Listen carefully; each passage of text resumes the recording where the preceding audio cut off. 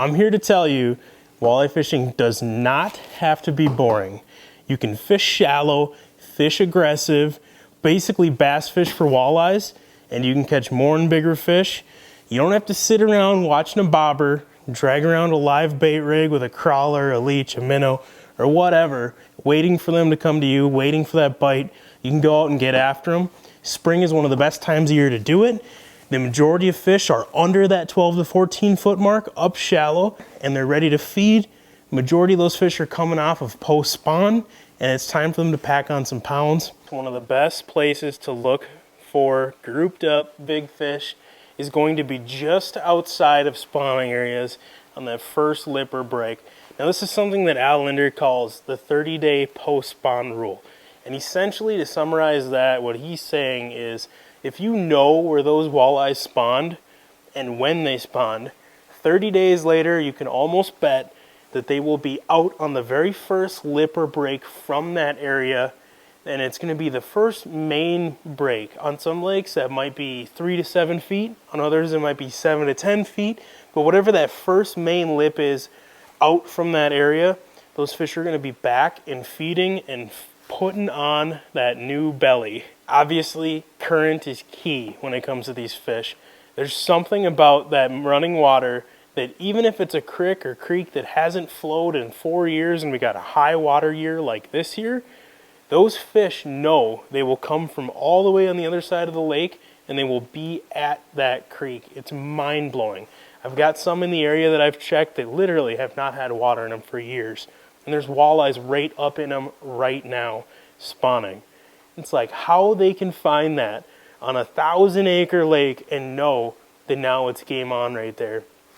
It's their sixth sense, their spidey sense. So look for those current areas, bridges, runoff, culverts, channels that go to another lake that's maybe connected in a chain, and fish that first break off of there 30 days later, and you're definitely going to find more fish. I'm going to talk some of my favorite spring baits for walleyes. I'm only talking artificials. Yes, there's a time and place for live bait. I prefer if that time or place isn't in my boat.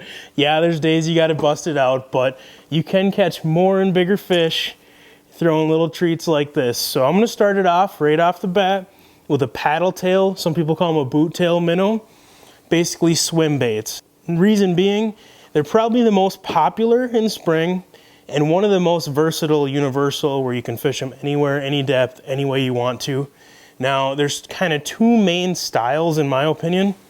These thicker, bulkier baits and these thinner ones. And now I will choose which one depending on how I want to fish that day. These bigger, bulkier baits are great for steady retrieves, slow rolling, especially cold water. We were just on the Rainy River not too long ago. The water temps were only 34 degrees. Only way we could get bit was slowly dragging this along bottom. Now, as that water warms up a little bit is when I'll switch to a bait like, say, I believe this is an impulse paddle minnow. You see how thin that bait is compared to these bulkier swim baits? This is what I'm going to put on if I'm going to fish a little bit more darty, a little more aggressive, and instead of slowly rolling that bait or kind of, subtle glides, this is going to be a snap. And I want that thin profile to get the speed of that bait on the drop. And that's going to help trigger that reaction bite. Great bait all year round, especially in the spring. Another similar paddle tail is going to be a Berkley ripple shad. It has that same thinner profile so you can get that real erratic action out of them. Now I know some guys, I think I saw this on the Next Bite TV, will actually stretch out that tail and flex it to give it a little bit more range of motion so that they get a little bit more action out of that bait even with less movement. Great baits all year round, especially in the spring. They're super versatile. When I'm fishing the bulkier swim baits, one of the most popular ones would be like a Kitech. Some budget-friendly options would be like a Strike King Rage swimmer. This one's actually called Juice Baits. It's an HD swimmer. Very similar bait in action, but instead you get like 25 baits for the price of what you would pay to get 6 baits. It's got that awesome soft tail for great action, rib to put off a lot of vibration, durable enough to land multiple fish. Now I'll fish these if I'm using a 3.8 inch, 3.5 to 4 inch size on a 1/4 ounce swim bait head. This one's called a Boxer Jig. I really like these Boxer Jigs when I'm fishing these baits like a traditional swim bait. Slow rolling after those fish. Really stout, good hooks, and when you're fishing shallow, there's lots of snags, so that helps. Not gonna worry about that bending out and getting weak. Now, when I'm fishing boot tails, more like that impulse paddle minnow, that thinner profile, that's when I'll use a VMC Moon Eye Jig. This is a 1/4 ounce again, and it's got that aspirin-shaped head. What that does is when you are snapping that bait, it's turning over on its side, similar to how you would see a live shiner do, say, at the axis when you're putting the boat in. And it's all about getting that reaction bite. And that's the deal with all of these artificial baits. You're not using live stuff, so it doesn't have as much scent. It doesn't have that motion when it's not moving. You need to get these fish to just trigger a bite, react to it, and jump on it. You don't want them sitting there and looking at it, so speed is a big factor. I typically like a 1/4 ounce head on swim baits that are under 4 inches when I'm fishing shallower than, say, that 10-ish foot range. Once I get up to that bigger 4.8 size, that's when I'll bump up to a 3/8 ounce or even a 1/2 ounce swim bait head to get that same action out of the bait. Now, next up is similar, and it's one of my all-time favorite walleye baits all year long. Impulse Smelt Minnow. This is a 4-inch. You'll notice it's got a split tail or straight design, no paddle tail. Now, this is something where it almost depends on the day if they want that boot tail or paddle tail, or if they want that straight profile. You almost got to have each one tied on and see what they want that day. But the special thing about this, similar to that paddle minnow, super thin design. It's not like a bass fluke where it's about 2 or 3 times as thick as this. And the reason being is those bassy type flukes have way more resistance. So the fall is a lot slower. It's more of a gliding. They're meant to float. With these, that thin profile really lets this bait dive. Even on a 1/4 ounce head, that bait just crashes to the bottom. And as you snap it up, it's gonna tip over on its side and crash back down. You're doing big 4 or 5 foot rips, basically setting the hook every single time you snap that bait. And it's like a jigging rap in a sense that you'll go to snap that bait the next time and you'll just lean into a fish. They're there, they inhaled it on the drop. And it's a super fun way to fish. You might not catch as many fish using basically any of these techniques as live bait, but your average size is going to be a little bit ridiculous in a really good way. Same 1/4 ounce VMC Neon Moon Eye Jig head. I like that 1/4 ounce on this bait in particular when I'm fishing shallower than, say, 14, 15, 16 feet even. You know, if I'm going 16 to 20, then I'm gonna bump up to a 3/8 ounce to get that same snap and crash rate. Anything deeper than that is when I would basically fish a jigging rap instead. But this lets you throw up right in the cabbage weeds. I'm targeting that 7 to 12 foot range. New cabbage, new coontail, new vegetation coming up. Snapping this bait out of there, going for a reaction bite. I like to fish this on about a 6'8", 7'2", medium rod, extra fast action. I want that rod to load up fast. And that's that backbone to lean into that fish and also to rip out of that thick cabbage weeds. A lot of times I'll use a braided main line, 8 to 10 pound with a fluorocarbon leader. Now there are days, super clear water, zebra mussels, thanks a lot, right? Where a 10-pound mono is going to outfish braided line, even with that fluoro leader. I do think it partially has to do with the visibility, but I think a bigger deal is how that bait acts underwater. Mono obviously has got a little bit different action. It floats, braid doesn't. And so that something changes the way that that bait fishes. I don't know if it's a little bit more glidey or what. It still has the same speed, but there's something in the way that that bait cuts through the water differently than braid. And I have gotten my butt kicked, thanks Al Linder, because he was rocking a 10-pound mono and I had braid. I even put on like a 6-foot fluoro leader and he still went about 8 to 1 on me. Now part of that could be because Al is Al, he's outrageous, right? But also I switched to mono and finally started catching up. So something to think about. By the way, while I'm talking about it, There is a new really good mono on the market today. It's called Suffix Advanced Mono. It's got 50% less stretch than regular mono, which means it's gonna fish more like a fluoro. It's got the same properties that braid actually does. There's a type of molecule, I can't remember what it's called, HPME molecule into the line where it's gonna have less stretch, better hook sets, but you still have got the fishability of mono. It's super supple, super smooth. That's what I used for jigging wraps all last year, and then switched over some of my jigging setups, snap jigging setups to that once I started getting my butt kicked with the braid. Now this is a new bait well, I think it was last fall.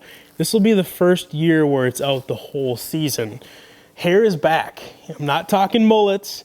I'm talking a type of hair that was more popular, I think back in the 60s and early 70s. Hair jigs. Obviously hair jigs, nothing new. But when soft plastics came out, people sort of forgot about hair and went crazy with soft plastics. Now there's still a time and a place for hair too. But some things that people are doing differently is they are fishing these not like hair. They're fishing them like plastics. Quick snap jigging versus the traditional, let me throw a fathead or rainbow chub on this thing and slowly glide it around. I'm putting on a 1/4 ounce VMC Bucktail Jig. Bucktail keeps that big profile, but it still moves fast in the water. It doesn't lay down like others. And a 1/4 ounce, I'm still gonna fish in even 7, 8, 9 feet of water because I can fish it just like those other baits I talked about with that quick snap, and that reaction is what's gonna get them to bite. Now you can play around with throwing, like, this is I think a 3-inch jig and leech impulse on the back, just for a little more action, but still I'm not ever slowing these down to the point where a fish is staring at it and trying to decide if it wants to eat or not. I want these baits moving and making them bite. They come in some awesome colors. I know around home in central Minnesota, this perch is gonna be a killer. The old pink chartreuse white combo, there's just something special about it, but super stout, nice hooks. The way that pear-shaped jig head is, it's a super weight forward design. So that's what's gonna help give it that rip and thump right down to the bottom. And I would do the same thing. I would do 3, 4 foot snaps or so and keep that bait moving. Basically fish it like a jigging wrap and not like you would a typical hair jig. And it's gonna catch a ton of fish. I know from experience because I got my butt kicked by Al Linder last year when he was using it. I couldn't get my hands on the bait yet. And he only had like 4 or 5 in his boat, so I couldn't grab any out. I felt bad. While we're still talking about some soft baits, this is primarily all stuff I'm using in natural lakes. Right here in central Minnesota, I got about 500 lakes within a 25-mile radius. You know, rivers are a whole new game, whole different ballpark, but I don't feel like I could talk about early season walleye baits and not at least mention Beef Fish and Tackle AuthentX Moxis. These things have probably caught more fish on the Rainy River than every other bait combined. And the reason that they're so good in the river is you see all those ribs on here, tons of motion and movement. This is a regular Moxi, and actually this is a pulsar. And even when that bait is sitting still, because of the current, this thing is constantly moving, giving off a ton of vibration. Obviously rivers are a little bit dirtier. You don't have that 20-foot clarity like we have on some of our local zebra infested lakes. Zebra mussel, that is. It'd be weird if there was zebras on our lakes. But incredible river baits. Now, if we were to, I don't even want to start talking about jig head size when it comes to rivers because there's so many variables, but these do work great in lakes too. Same deal. I'm always using that 1/4 ounce VMC Moon Eye Jig when I'm fishing in less than 12, 14 feet.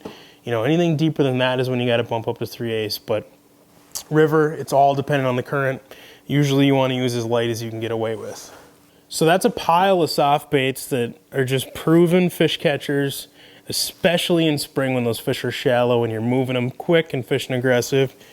But there are plenty of hard baits that still catch fish up shallow too in the spring. I know jigging wraps, their mainstay when it comes to, say, summer, once those fish have slid out from that shallow first lip and moved out to the secondary stuff, humps and grouped up a little tighter. But I will still never go walleye fishing without a jigging wrap on. A number 7, this is a glow perch, is just universal, catches fish everywhere.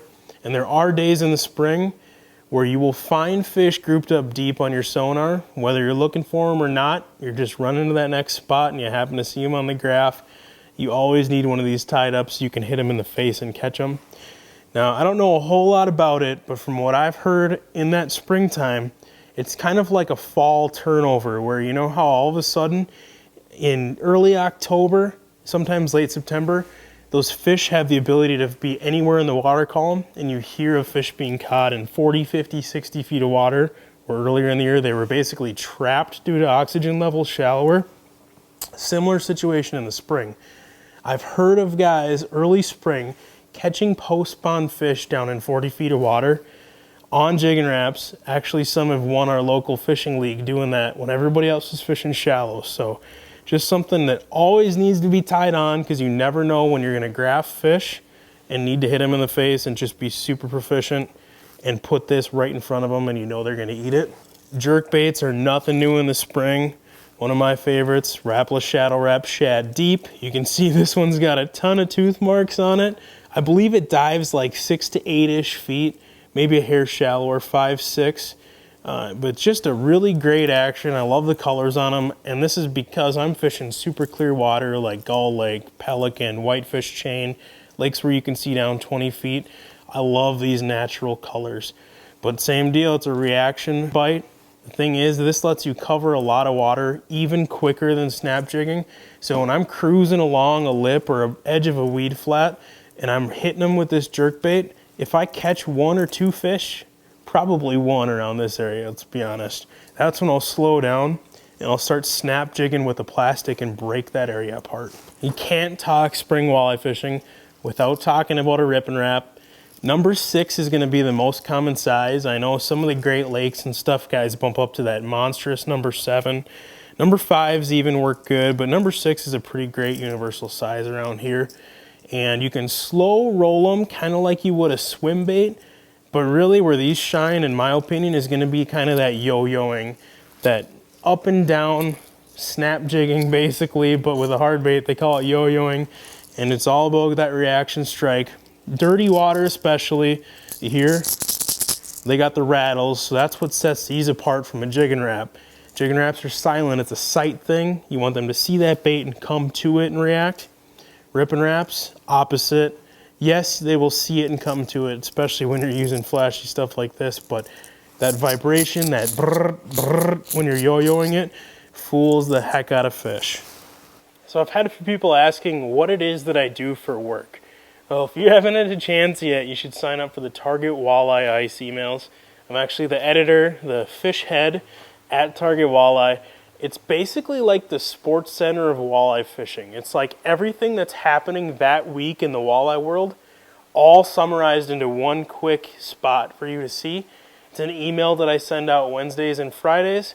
It's owned by Alan Ronlinder, Jim Kalkifin, and Jay Kumar. And like I said, fishing tips, gear hacks, things the pros are using and doing right now. And we keep it light. We like to poke fun at some topics, and I mean, it'd be no surprise to see maybe a half dozen memes throughout there when you're reading it, or GIFs. GIFs or GIFs? Does anybody even really know? We keep it light. It's one of the only emails that I promise you'll actually look forward to opening. I cannot thank you enough for taking time out of your day to check this video out. I really appreciate it. Everybody that's hitting the like and subscribe button, thank you. And now hopefully one of these next videos, you'll see me putting these bad boys to good use on some wall dogs. So thanks for watching.